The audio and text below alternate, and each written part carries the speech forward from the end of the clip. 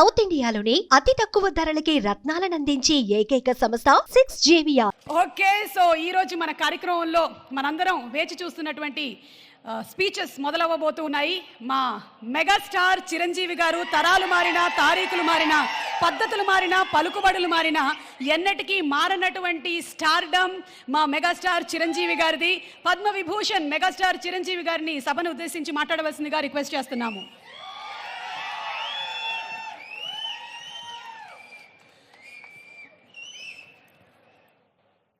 గౌరవనీయులు మన ప్రీతమ ముఖ్యమంత్రి శ్రీ రేవంత్ రెడ్డి గారికి, అలాగే మంత్రివర్యులు టూరిజం మినిస్టర్ జూపల్లి కృష్ణారావు గారికి, ఇతర శాసనసభ్యులకు, ఎంపీ పార్లమెంట్ సభ్యులకు, మా సీఎం రమేష్ గారికి, ఇతర ఆహ్వానితులకు, నాయకులకు, మీడియా మిత్రులకు, ఇక్కడ విచ్చేసినటువంటి ఆహ్వానితులకు, అలాగే ఇక్కడ పనిచేస్తున్నటువంటి కార్మికులకు, ప్రతి ఒక్కరికి నా హృదయపూర్వక నమస్కారాలు. ఈ ప్లేసు మీ అందరికంటే నాకు ముందు తెలుసు. 2000 సంవత్సరంలో రామ్దేవ్ ఇది ప్రారంభించినప్పుడు ఇక్కడ కొన్ని మొక్కలు పాంప్లెట్ వేసి మా ఇంటికి తీసుకొచ్చి, మీరు ఇల్లు కడుతున్నారు, ఏదైనా ఉపయోగపడుతుందో చూడండి అంటే వెంటనే ఎంత ముచ్చరేసిందంటే, ఎప్పుడో విదేశాలకు వెళ్ళినప్పుడు ఇలాంటి మొక్కలు, ఇలాంటి కళాకృతులు, ఇలాంటి అద్భుతమైనటువంటి సజీవ శిల్పాలు, జీవం ఉన్నటువంటి ఇలాంటివి చూస్తుంటే ఇలాంటివి మనం తీసుకెళ్ళిపోతే బాగుండే, వాడ షిప్లో తీసుకెళ్తే బాగుండే అని అంత టెంప్ట్ అయ్యేవాడిని. అలాంటిది ఇక్కడ హైదరాబాదులో ఈ శివారుల్లో ఒకటి లభిస్తుందంటే కనుక చాలా ఆనందంగా ఉంటుంది. రామ్దేవ్ ఫస్ట్ ఆఫ్ ఆల్ నేను కూర్చున్న చోట బయట కనపడకుండా నాకు ఏదైనా ఫెన్సింగ్ లాగా ఉండాలి, అలాగే గుబురుగా ఉండకూడదు అంటే అక్కడ చక్కగా కొమ్మల్ని ఒక ఫెన్సింగ్ లాగా అల్లి పైన మాత్రం గ్రీన్ ఉండేలాగా పెద్ద స్క్రీన్ చేశాడు. అది ఇప్పుడు చూస్తుంటే కనుక ఎంత బాగుంటుందంటే బయట నుంచి చూసేవాళ్ళకి నేను జైల్లో ఉన్నట్టు ఉంటుంది, అన్ని కటకటాల్లాగా ఉంటుంది. అది అద్భుతమైన కళాఖండగా నేను ఫీల్ అవుతుంటాను. అట్లాగే చాలా అద్భుతమైన చెట్లు కొన్ని మా ఇంట్లోనే పెట్టుకున్నాను. ఇవి ఎప్పుడో 2002లో 2003లోనో మా ఇంట్లో పెట్టుకున్నాను. అప్పటి నుంచి నాకు అంత ప్యాషన్. ఆ తర్వాత ప్రతి క్షణం ఈయన ఎదుగుదలను చూస్తూ వచ్చాను. ఎక్కడ నాకు ఈయన రామ్దేవ్ ఒక వ్యాపారవేత్తలా కనబడ్డాడు, ఒక కళాకారుల్లా కనబడతాడు. అందుకే నా మనసుకి అత్యంత దగ్గరగా అయ్యాడు. ఆ తర్వాత ఏదైనా వస్తే కనుక చూస్తారా మొక్కలు అంటే, ఇదివరకంటే ఏదో వేలల్లోనో లక్షల్లోనూ చెప్పేవాడు, ఇప్పుడు కోట్లలో ఉందంట కదయ్యా. ఇప్పుడు నా సంపద అంతంత మాత్రమే ఉంది, కొనలేనేమో అన్నారు. కానీ చూడండి సార్, వస్తే మీరే టెంప్ట్ అవుతారు.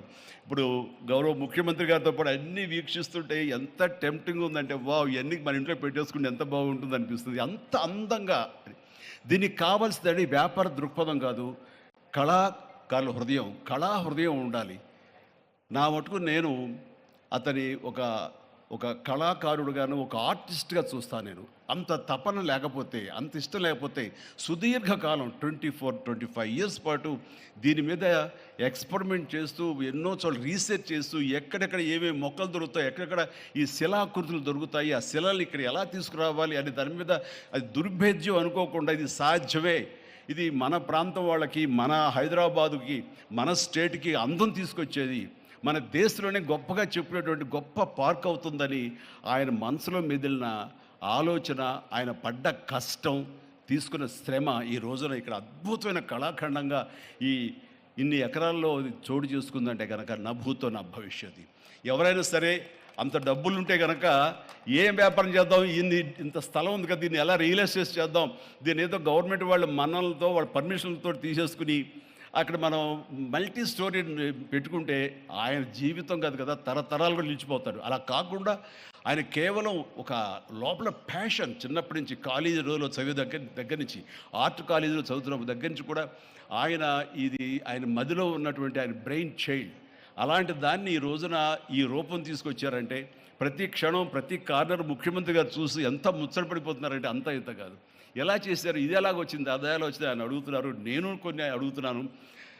అడిగి ఇది షూటింగ్స్కి ఇస్తారా రామ్దేవ్ అని అడిగితే, ఇస్తానండి, కానీ ఫస్ట్ షూటింగ్ మీదైతేనే అన్నాడు. ఇప్పుడు నువ్వు ఆ మాట అన్నావు కదా, ఇప్పుడు కొత్తగా హీరోయిన్ని తీసుకొచ్చి ఆ అమ్మాయితో ఇక్కడ స్టెప్లు వేయాలంటే ఈ ఎండలో ఎలా ఉంటుందేమో తెలియదు, కానీ ఏదో చలికాలం అయినప్పుడు నెక్స్ట్ చలికాలం అయితే చేస్తానయ్యా అన్నాను. ఈలోగా వర్షాలు పడి ఇవన్నీ ఇంకొంచెం పచ్చగా ఉంటాయండి. 1 or 2 years లోపల ఇది అద్భుతంగా ఉంటుంది, కంటికి కనువింపుగా ఉంటుంది చెప్పేసి ఆయన చెప్తుంటే కనుక ఐ కుడ్ ఇమాజిన్.